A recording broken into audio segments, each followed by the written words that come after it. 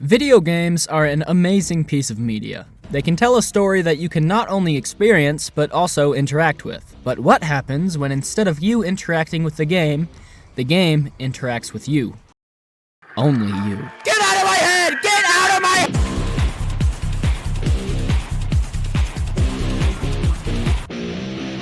my... Far Cry 5 is a game about a silly police officer who gets trapped in a basin with a cult. Alright, maybe we need a little more context. A group of police officers are sent to Hope County, Montana with the goal of arresting a man named Joseph Seed for kidnapping with the intent to harm. He surprisingly gives up very easily, which seems too good to be true. Because it is. The cult cuts all communication to the outside world, and because of existing global conflict, nobody seems to care about the small town in Montana. You, playing as the deputy, are meant to take down the entire cult, starting with Joseph Seed's heralds, Faith, John, and the star of today's show, Jacob. Up until this point in the game, the cult has proved to be a massive power, being able to manipulate people's minds with a drug called bliss. The cult has also been known to utilize torture. I am going to play KS New Song. Hope County has 3 main regions, each now taken over by one of the heralds. The important one today is Jacob's region in the Whitetail Mountains. Upon wreaking a lot of havoc in the Whitetail Mountains, old brother Jacob will get a little upsetti spaghetti, and he'll radio to you with a nice, friendly, reassuring message. There's someone out there pretending to be a soldier.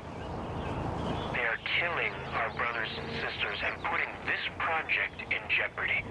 I want this coward to know that they have my attention. My hunters are coming for you. There's nowhere you can run. And you'll be notified that you are being hunted.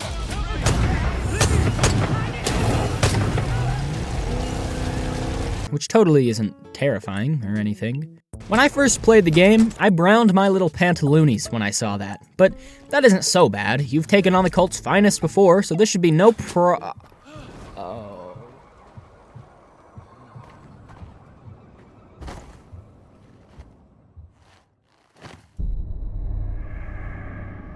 We wake up to see our old friend Pratt tying us to a chair. A slideshow is projected on the wall showing different prey that has been torn apart, and predators eating the prey. And the main man then decides to make an appearance. We have forgotten what it is to be strong. You know, our heroes used to be gods. And now our heroes are godless, weak, feeble, diseased. We let the weak dictate to the powerful, and then we are shocked to find ourselves adrift. He gives a little speech about how it's important to cull the herd. Culling the herd meaning to reduce or control the size of something, such as a herd, by removal, as by hunting or slaughter, of especially weak or sick individuals. This seems to be Jacob's explanation for all of the atrocious things the cult has done. It was in the interest of sacrificing the few for the many. Jacob then opens a small wooden box which begins playing the song Only You by the Platters, which seems to have a weird effect on you, and the others in the room.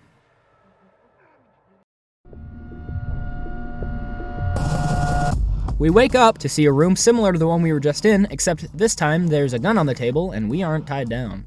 So, we start killing, because that is what we do. This is a new area, and we're still getting used to it. Depictions of dead animals are sprawled on the walls, and the word train is written at the end of this hallway. But you don't have time to read that. You've got people to kill.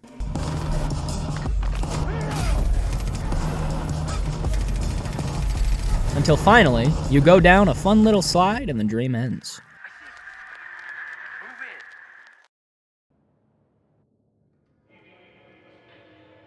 We then wake up to see a nice friendly group of people who came in to recover bodies.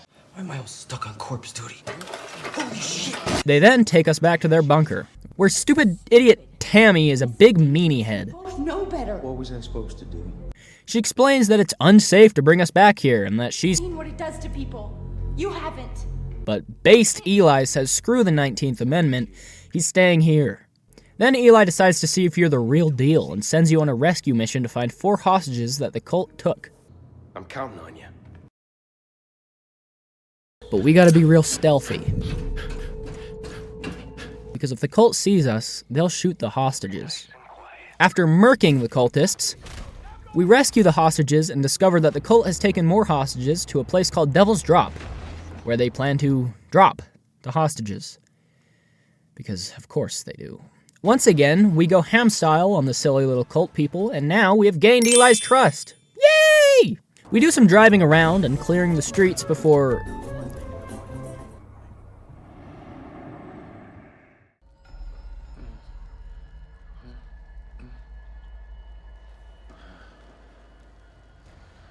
We see Pratt having a conniption, which isn't too abnormal, so whatever, and then Jacob shows up.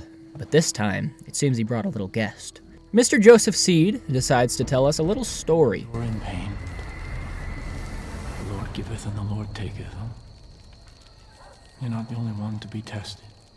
He tells us about his dead wife, who he was getting ready to have a child with, and actually, I'll let him tell the story. And one day she was going to go visit a friend. There was an accident. The Lord take it. They rushed me to a hospital and put me in a room with this little pink bundle stuffed with tubes. And they said that I had to be strong because my little girl was going to live. God was looking out for our daughter. And they left me alone in the room with her. And in that moment, I knew that God was testing me. He was laying out a path before me, and all I had to do was choose. So I put my hand on my little girl's head.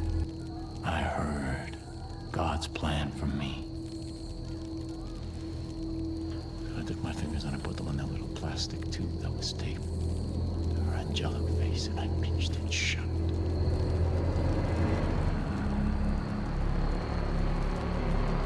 And after a little while, her legs began to kick and kick.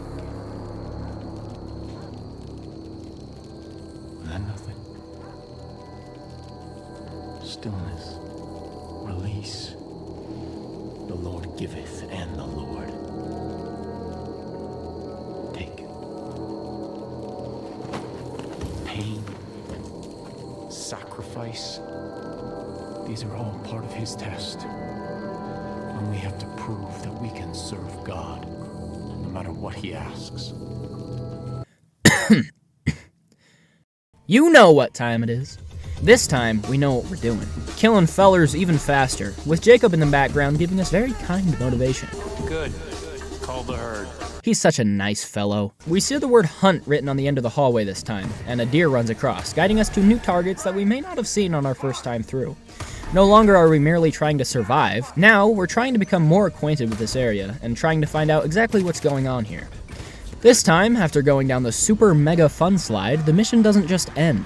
We get more of the level to explore. Right at the very end, we turn the corner to one final faceless enemy. We wake up in the average New York living conditions. Put the fries in the bag. I'm gonna kick your butt! And get back to our regular routine of killing scumbags. We head on back to the whitetail militia hideout, the Wolf's Den, and Eli tells us about a fellow member of the militia who's being brainwashed by Jacob. And it's our job to sneak into the place he's located and play some rock music to reverse the brainwashing. Right? Because that's how that works. Because the platters are like doo-wop, so rock is like, I don't know. I just do what I'm told. After finding this poor fellow... What? After finding this poor fellow strapped to the chair, it's time to have some classic Far Cry gameplay.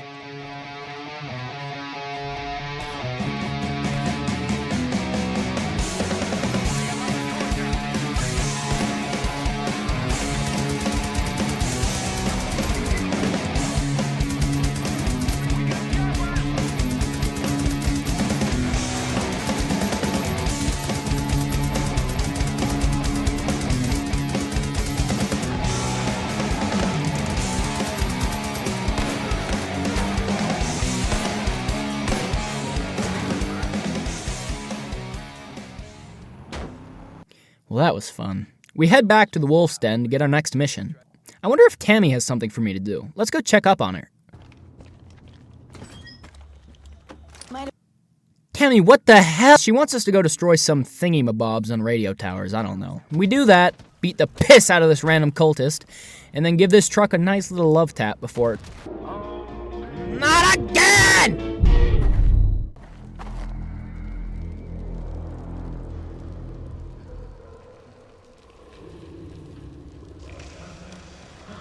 we wake up awfully hungry, and Jacob gives us some mystery meat. Oh, you must be hungry. Yeah. Did you know it takes 10 days for civilization to collapse? We can see Pratt shaving Jacob's neck with a very sharp knife. It's clear that at any moment, Pratt could kill Jacob and no one could stop him. However, he doesn't, which is an amazing display of not only the control Jacob has over people, but also the confidence he has in this control. He then goes on to tell us a cute little story about how he and his buddy got stranded in the desert during the Gulf War, and how eventually he had to eat his friend to survive. Which doesn't make me feel any better about the mystery meat he just gave us. But you know the drill. It's time to go through this fun little obstacle course. This time, we're even more acquainted with the setting, finding even more areas with enemies, killing the enemies even faster, and progressing through the level much more smoothly.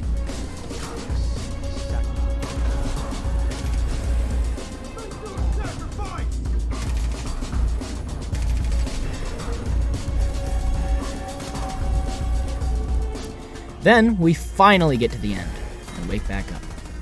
Except this time, we're back in the cage from before. It's dark outside, and Pratt tells us about how he's going to get us out of here. Okay, and we're gonna get out of here. Okay, only you. Only you. Hey, what about me? What about me? You aren't strong enough. Hop off it, Pratt. Pratt starts to explain how Jacob seems to have some big plan or method here, but because Pratt is so unbelievably hysteric, he's not making any sense. The people discover that we're missing, and Pratt starts to freak out once again. Like, Brody, calm down. It's not like you've been put through mental anguish by a maniac cultist who has killed and tortured countless people. It's okay, though, because he's actually the goat, and he ended up pushing us onto a truck, which helped us escape.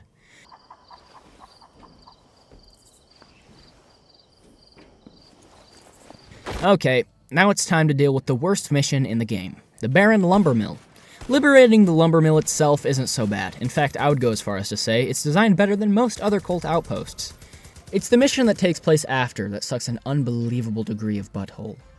We find a girl named Jess who... Hold on. Shut up, woman! She wants us to go with her to save some hostages from a dude named the Cook, a guy who burns people alive with a flamethrower. Notice how I described that in like 6 seconds? Well, apparently Jess doesn't know anything about how to summarize because it takes her forever to get done talking about him. On top of this, she runs at the pace of the average Rust player, and to top all of this off, she's wearing maybe the most trash fit known to man. Then we kill the Cook. Dutch was right. Cook's dead, and I don't feel anything. Well, I sure do. The end. I'm done talking about this stupid mission. Alright, it's finally time. Let's see what Ed Sheeran has in store for us now.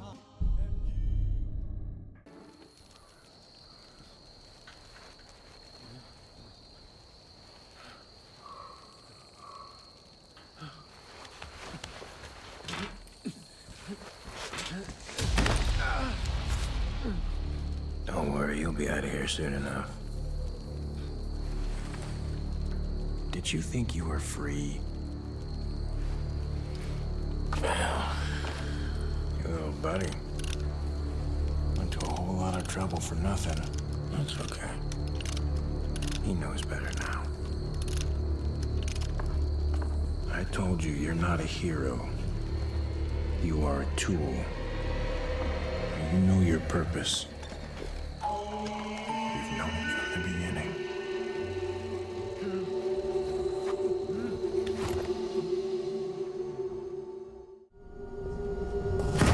One final time we go through the course, killing everything that moves. Now, we are completely comfortable with the setting. We know where everything is. We know all the guns, we know all the enemies. We hurry through the course, turning every person we see into gray dust, but suddenly, there's no more gray dust. Suddenly, the bodies start to really fall to the ground. We make one final push and turn the corner to shoot Eli. Only you could make this world seem right. Only you can make the darkness bright. Only you. Hey, only you could have gotten this close. Only you distrust. It was always only ever you. Good work. You did it. You passed your test. You made your sacrifice. But now, you're alone. And you're weak. And we know what happens to the weak. I call the herd. It's what I do. I'll be outside waiting for you.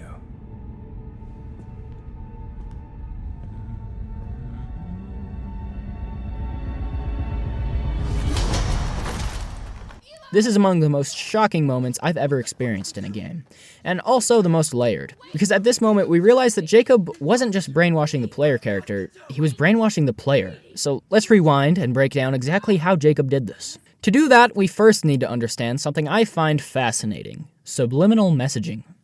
Subliminal messaging is a technique that uses hidden images or words to influence people's attitudes and behaviors without their awareness. How does this apply to Far Cry? Well, during the dream sections, there are all sorts of subliminal messages scattered around the map, the most significant of which being the text at the end of this hallway.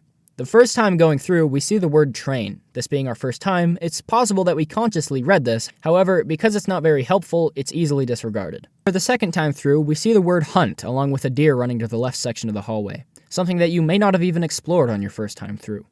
So this deer running to the left, along with the subliminal message to hunt, guides us that direction, only to discover more people we can kill. This level also introduces a new section of the map. In hindsight, this makes sense. The entire time Jacob was training us to kill Eli, and in order to do that, we needed to have been in the bunker first. The level ends here because the first time the deputy had never been in the bunker before, but Jacob left the deputy in the hotel intentionally so that Eli would find them and take them back to the bunker. Which is why on the second time through, we get to see more of the map, because now the deputy understands what the rest of the map would look like. The entrance to this next section even resembles the bunker's cascading entrance. On our third time going through the level, we see the word kill on the wall, and a wolf runs to the left just like the deer did last time. But unlike before, where we were hunting for our targets, this time we know where they are, and our only necessary task is to kill them. Throughout all of these levels, there has been a strong emphasis on the importance of not only killing, but doing so quickly. We would constantly hear Jacob making remarks on our process, saying things like, Yes, sacrifice the weak. Good. Not bad. He's always encouraging the kills, making us feel like the path we're following is the intended one, and not leaving us to second-guess ourselves. At the very end, upon killing the faceless enemy, every time he will remark, "Perfect," further encouraging this one important kill at the end. We can also see those familiar messages on the wall behind the enemy. On the final level, we see the word sacrifice on the wall. I don't believe this has any subliminal effect, however, it is worth mentioning. In the final part where we kill Eli, it finally becomes clear that the game was playing you all along. When I first played the game, I actually ended up dying to the final enemy on my first time through.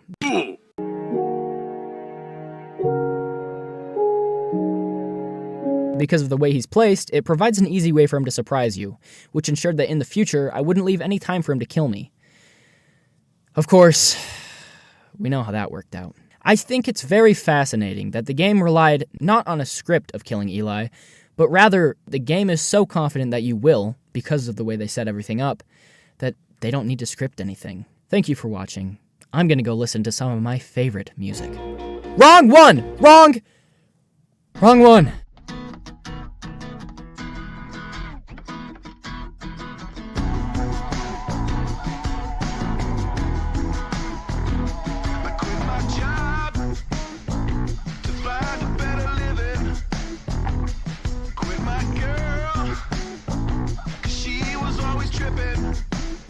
The game, I actually ended up dying to the holy shit!